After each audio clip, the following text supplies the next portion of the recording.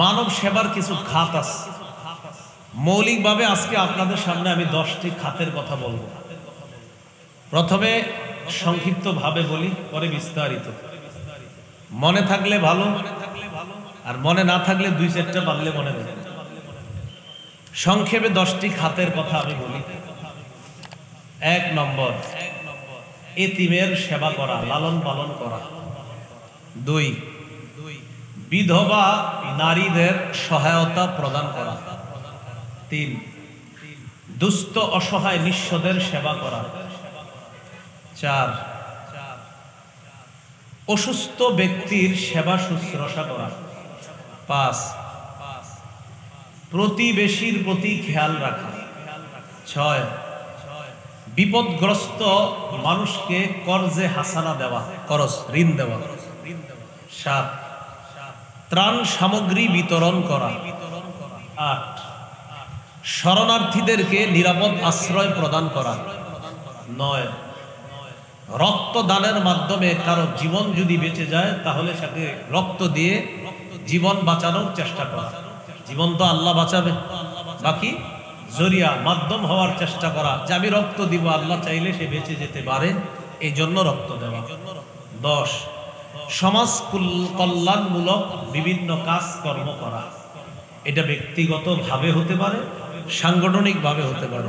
এই 10টা খাত বলবো। আমি আবার বলি। 1 নম্বর, এতিমের লালন পালন করা।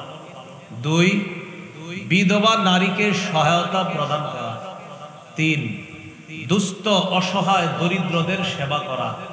4, অসুস্থ ব্যক্তির সেবা শুশ্রূষা করা।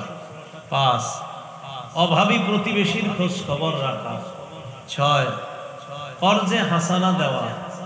7, ত্রাণ সামগ্রী বিতরণ করা। 8, বিপদগ্রস্ত মানুষগুলা আশ্রয় প্রার্থনা করলে তাদেরকে নিরাপদ আশ্রয়ের ব্যবস্থা করা। 9, রক্ত দেওয়া স্বেচ্ছায়, সুস্থ মানুষ যারা আছে রক্তে সমস্যা না থাকলে তারা রক্ত দেওয়া। 10, সমাজ কল্যাণমূলক ভালো কাজ করা। এটা ব্যক্তিগতভাবে হতে পারে, সাংগঠনিকভাবে হতে পারে। এই হলো 10টি খাত বললাম, আরো আছে মৌলিকভাবে 10টি। 1 নম্বর, এতিমের লালন পালন করা। বন্যায় অলরেডি এমন শিশু পাওয়া গিয়েছে যার মা কোথায়, বাবা কোথায়, আত্মীয় স্বজন কোথায়, হয়তো কারো কারো জানা গিয়েছে, কারো কারো এখনো জানা যায় নাই। এবং বন্যা পরিপূর্ণ শেষ হওয়ার পরে জানা যাবে এরকম আরো কত শিশু পাওয়া যায় বা পাওয়া গিয়েছে বা পাওয়া যাচ্ছে। এরা হলো এতিম। এতিমের লালন পালন করা। সূরা বাকারার 83 নম্বর আয়াতে আল্লাহ তাআলা বলেন, লা তা'বুদুনা ইল্লাল্লাহ ওয়া বিল ওয়ালিদাইনি ইহসানা ওয়া দিল কুরবা ওয়াল ইয়াতামা ওয়াল মাসাকিন। তোমরা আল্লাহ ছাড়া কারো ইবাদত করো না। ওয়া বিল ওয়ালিদাইনি ইহসানা, পিতা মাতার প্রতি সদাচরণ করো। ওয়া দিল কুরবা, নিকট আত্মীয়দের প্রতি সদাচরণ করো। ওয়াল ইয়াতামা,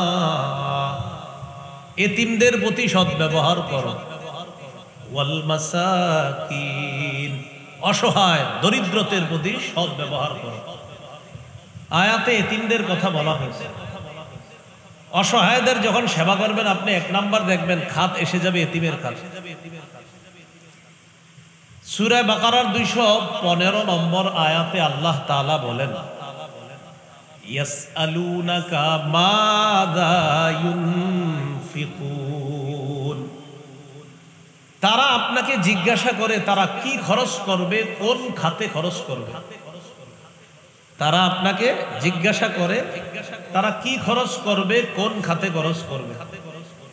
এই জায়গায় এই তারা দ্বারা উদ্দেশ্য একদল মানুষ, ওই মানুষদের যিনি নেতৃত্ব দিয়েছিলেন তার নাম আমর ইবনুল জামুহ রাদিয়াল্লাহু তাআলা। সাহাবীর নাম কি? আমর ইবনুল জামুহ। তিনি ওই সাহাবী যে সাহাবী তার একটা পায়ের সমস্যা ছিল। রাসূলুল্লাহ সাল্লাল্লাহু আলাইহি সাল্লামকে বলেছিলেন, ইয়া রাসূলুল্লাহ, আমি যদি জিহাদের ময়দানে গিয়ে শহীদ হই তাহলে কি আমি আমার এই যে ল্যাংড়া পা, এই পায়ের পরিবর্তে সুস্থ পা নিয়ে জান্নাতে চলতে পারবো? রাসূলুল্লাহ সাল্লাল্লাহু আলাইহি সাল্লাম বললেন, তুমি যদি জিহাদে যাও আর যদি শহীদ হয়ে যাও তো জান্নাতে তুমি সুস্থ পা নিয়ে চলতে পারবে। তিনি চলে গেলেন, তিনি শহীদ হয়ে গেলেন। শহীদ হওয়ার পর রাসূল সাল্লাল্লাহু আলাইহি সাল্লাম যখন তার সামনে দিয়ে অতিক্রম করলেন, করার পর নবী বললেন, কে এটা? সাহাবীরা বললেন, হুজুর আমর ইবনুল জামুহ এবং তার কয়েকজন সাথী তারা। নবীজি বললেন, হ্যাঁ, আমি দেখতে পাচ্ছি কেমন যেন আমর সুস্থ পা নিয়ে জান্নাতে হাঁটতেছে। জিজ্ঞাসা করলেন, ইয়া রাসূলুল্লাহ, কোন খাতে খরচ করব, কি খরচ করব? আল্লাহ তাআলা জানায়া দিলেন, কুল মা আনফাকতুম মিন খায়র ফালিল ওয়ালিদাইন ওয়াল আকরাবিনা ওয়াল ইয়াতামা ওয়াল মাসাকিন ওয়াবনিস সাবিল। তারা আপনাকে জিজ্ঞাসা করে তারা কি খরচ করবে, কোন খাতে খরচ করবে। আপনি বলেন, তোমরা যে সমস্ত ভালো মালগুলো খরচ করো, এই মাল সম্পদ খরচ করবা পিতামাতার জন্য, নিকট আত্মীয়ের জন্য, এতিমের জন্য, অসহায় দুস্থ দরিদ্রদের জন্য এবং নিঃস্ব মুসাফিরের জন্য। একজন মুসাফির সফর করতে এসে টাকা পয়সা শেষ হয়ে গেছে, তাকে তোমরা এই সমস্ত সম্পদগুলা দিবা। এর মধ্যে এতিমের কথা আল্লাহ তাআলা বলেছেন। একটা গুরুত্বপূর্ণ বিষয় মুসলমান ভাইয়েরা, বন্যা পরবর্তী সময় এমন এতিম পাওয়া যাবে যার বাবার অঢেল সম্পত্তি ছিল কিন্তু বাবা শেষ, মাও নাই। ঘটনাচক্রে এই এতিম সন্তানটা এখন ওয়ারিশ। এই এতিমকে কি করবে জানেন? এলাকার কিছু হোমলা চোমলা নেতারা তাকে টার্গেট করবে যে ওরে কেন্দ্র করেই কিছু সম্পদ হাতিয়ে নিতে হবে। এই জন্য এলাকাবাসী যারা হবে, এলাকাবাসীর যারা দায়িত্বশীল ব্যক্তি, তারা সতর্ক অবস্থানে থাকতে হবে এতিমের সম্পদ যেন অন্যায়ভাবে কোনো নেতা খেতারা না দেয়। এটা মাথায় রাখতে হবে। সূরা নিসার 10 নম্বর আয়াতে আল্লাহ তাআলা বলেন, ইন্নাল্লাযীনা ইয়াকুলুনা আমওয়ালাল ইয়াতামা যুলমা ইন্নামা ইয়াকুলুনা ফী বুতুনিহিম নারা ওয়া সায়াসলাউনা সাঈরা। যারা অন্যায়ভাবে এতিমের সম্পদ ভক্ষণ করে, আমার সাথে সবাই বলেন, যারা অন্যায়ভাবে এতিমের সম্পদ ভক্ষণ করে তারা তাদের পেটে আগুন খায়, আগুন ঢুকায়। তাহলে আমি এক অংশ, বাকি অংশ আপনারা বলবেন। যারা এতিমের সম্পদ ভক্ষণ করে তারা পেটে কি ঢুকায়? আগুন। তো আল্লাহ তাআলা বলেন, ইন্নামা ইয়াকুলুনা ফী বুতুনিহিম নারা, তারা পেটে আগুন খায়। ওয়া সায়াসলাউনা সাঈরা, অচিরেই সত্তর তারা প্রজ্বলিত আগুনে, প্রজ্বলিত জাহান্নামে প্রবেশ করবে। এতিমের ভক্ষণকারী যারা, এতিমের সম্পদ ভক্ষণকারীরা সত্তর জাহান্নামে প্রবেশ করবে। নাউযুবিল্লাহ। সহিহ বুখারীর বর্ণনা 5304 নম্বর হাদিস। এই হাদিসের মধ্যে আছে, قال رسول الله صلى الله عليه وسلم أنا وكافل اليتيم في الجنة هكذا وأشار بالسبابة والوسطى وفرج بينهما।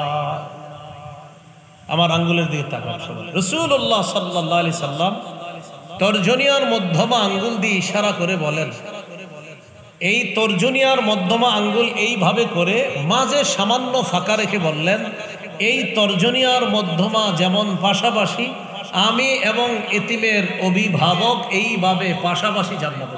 সুবহানাল্লাহ। মুসনাদে আহমদের হাদিস 1905 নম্বর হাদিস, 1905।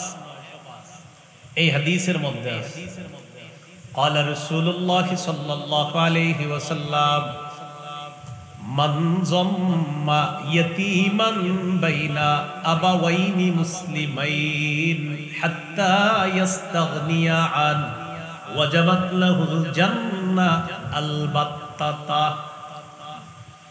রাসূলুল্লাহ সাল্লাল্লাহু আলাইহি সাল্লাম বলেন, যে ব্যক্তি এমন কোন এতিমকে লালন পালন করবে যে এতিম তার মুসলিম বাবাকে হারিয়েছে, মুসলিম মাকে হারিয়েছে। আবার মুসলিম বাবা মা হারানো কোন এতিমকে যদি কেউ লালন পালন করে কতদিন? হাত্তা ইয়াস্তাগনিয়া আন, স্বাবলম্বী হওয়ার আগ পর্যন্ত। সে নিজে চলাচল করতে পারে, সে নিজে স্বাবলম্বী হয়েছে, এখন সে বুঝতেছে, চলতে পারে, জানতে পারে, এমন পর্যায়ে পৌঁছার আগ পর্যন্ত যে এতিমের লালন পালন করবে তার জন্য অবধারিতভাবে জান্নাত ওয়াজিব হয়েছে। ওয়াজাবাত লাহুল জান্নাহ আলবাত্তাতা, তার জন্য অবধারিতভাবে জান্নাত ওয়াজিব হয়েছে। তো বলছিলাম এতিমের লালন পালন করা এটা মানব সেবার একটা অন্যতম খাত। বন্যা কবলিত এলাকায় এমন এতিম পাওয়া যাবে, আবার আপনাদের এলাকায় আশেপাশে এরকম এতিমের সন্ধান পাবেন। তো এতিমের প্রতি আমরা সবাই যেন যত্নবান হতে পারি, আল্লাহ তৌফিক দান করেন। দ্বিতীয় খাত, বিধবা নারীকে সহায়তা প্রদান করা। বন্যা পরবর্তী সময়ে অসংখ্য বিধবা নারী পাওয়া যাবে। অসংখ্য পুরুষ আছে এমন যারা তার স্ত্রীকে হারিয়েছে, সন্তান হারিয়েছে। কেউ স্ত্রী হারা স্বামী হয়েছে, কেউ স্বামী হারা বিধবা স্ত্রী হয়েছে।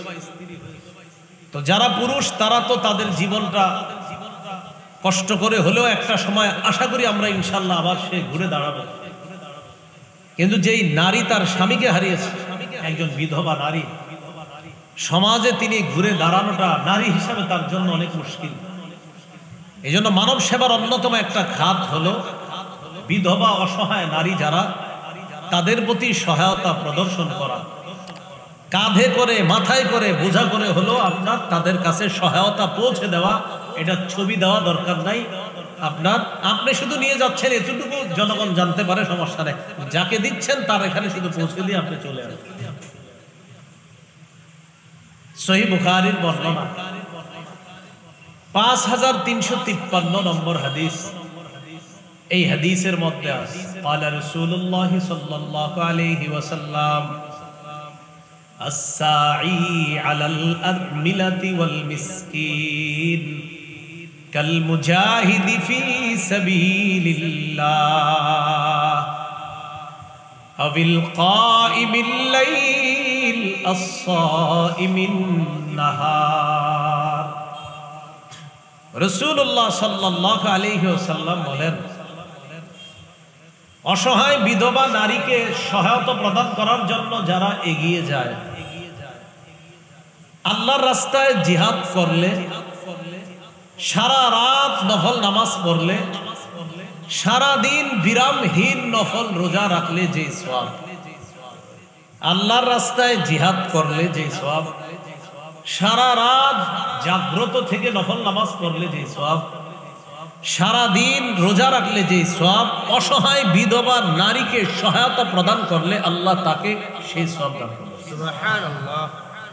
তাহলে মুজাহিদের সওয়াব পাবে, সারা রাত নফল নামাজের সওয়াব পাবে, সারা দিন নফল রোজা রাখার সওয়াব।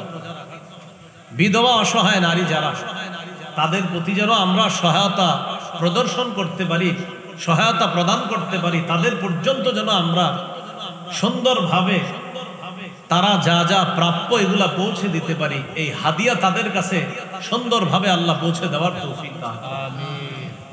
মানব সেবার তৃতীয় খাত, রোগীর সেবা শুশ্রূষা করা। বন্যা কবলিত মানুষগুলোর জন্য সবচাইতে যেই জিনিসটা দরকার কিন্তু পাচ্ছে না, সেটা হলো স্বাস্থ্য সেবা। কিভাবে পাবে বলেন?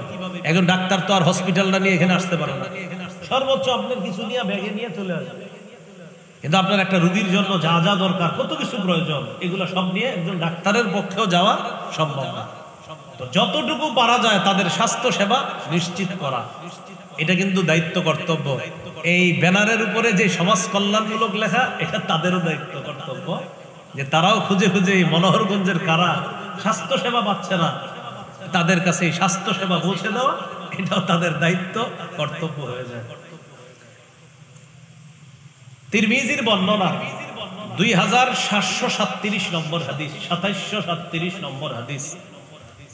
এই হাদিসের মধ্যে আছে قال رسول الله صلى الله عليه وسلم للمؤمن على المؤمن 6 خصال। সবাই মিলেমিশে বলেন, একজন মুসলমানের উপর অপর মুসলমানের জন্য 6টি হক রয়েছে। কয়টি হক রয়েছে ভাই? এবার একটু একটু করে আমি বলি, মন দিয়ে শুনেন। ইয়াউদুহু ইদা মারিদা, কোন মুসলমান অসুস্থ হলে তাকে দেখতে যাওয়া, এটা আমার উপর কর্তব্য, আরেক মুসলমান আমার কাছে এই হক পাওয়া। 2 নাম্বার, ওয়াশহাদুহু ইদা মাতা, কোন মুসলমান মারা গেলে তার কাফন দাফনে অংশগ্রহণ করা, এটা একজন মুসলমানের দায়িত্ব, কর্তব্য, আরেক মুসলমান আমার আপনার কাছে এটা পাও না।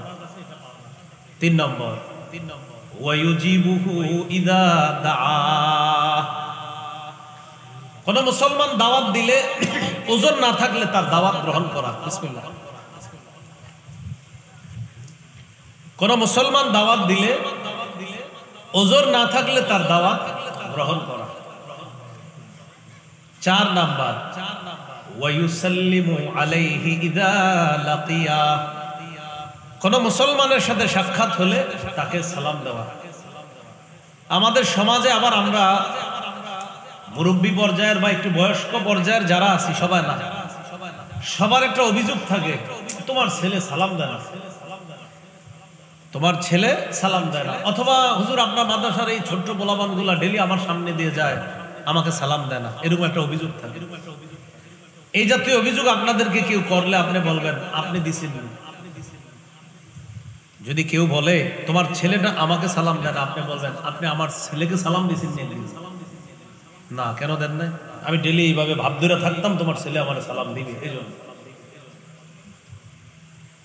আপনাকে অভিযোগ করতে পারে আমি মসজিদের সামনে বসা, তোমার ছেলেটা কত দেখে আমাকে সালাম দেয় না। আবার অভিযোগ করতে পারে আমি বাজারে যাচ্ছিলাম, তোমার ছেলেটা দেখলাম দোকানের সামনে বসা, আমাকে সালাম দেয় না। আপনি বলবেন হাদিসে আসছে যিনি হাঁটবে তিনি বসা ব্যক্তিকে সালাম দেবে, আমার ছেলে তো বসা ছিল, আপনি হাঁটা অবস্থায় সালামটা কেন দিলেন? মুরব্বী যারা আছেন অথবা একটু বয়স বেশি যাদের, অথবা সিনিয়র যারা, মনে রাখবেন জুনিয়রদেরকে একদিন সালাম দিলে ও আপনাকে 10 দিন সালাম দিবে। ওরা আপনি একদিন সালাম দেন, আসসালামু আলাইকুম রাহমাতুল্লাহ, ও আপনাকে খুঁজে খুঁজে খালি সালাম দিবে, আসসালামু আলাইকুম কাকা ভালো আছেন? ভাই আপনি একদিন সালাম দিয়েছেন, আসলে সালাম দিয়েছেন মানে ওরে শিখিয়ে দিলেন যে একজন মুসলমান আরেকজন মুসলমানের সাথে সাক্ষাৎ হলে সালাম দিতে হয়। তাহলে সালামের অপেক্ষায় থাকবো না সালাম দিব? সবাই সালামের অপেক্ষায় থাকবো না সালাম দিব? বলেন ইনশাআল্লাহ। তাহলে আগে সালাম দিব। আল বাদি বিস সালাম বারিউম মিনাল কিব, যে প্রথমে সালাম দিবে সে অহংকার থেকে মুক্ত হয়ে যাবে। তো 4 নাম্বার, ওয়ায়ুসাল্লিমু আলাইহি ইদা লাকিয়া, কোন মুসলমানের সাথে সাক্ষাৎ হলে তাকে সালাম দিবে, মুসলমানকে সালাম দিবে। আল্লাহ আমাদের সকলকে এই হকগুলো আদায় করার তৌফিক দান করেন। ওয়ায়ানসাহু লাহু ইদা গাবা আও শাহিদা, কোন মুসলমান যদি অনুপস্থিত থাকে অথবা উপস্থিত থাকে তার কল্যাণ কামনা করা। কোন মুসলমান উপস্থিত থাকে অথবা অনুপস্থিত থাকে তখন তার কল্যাণ কামনা করা।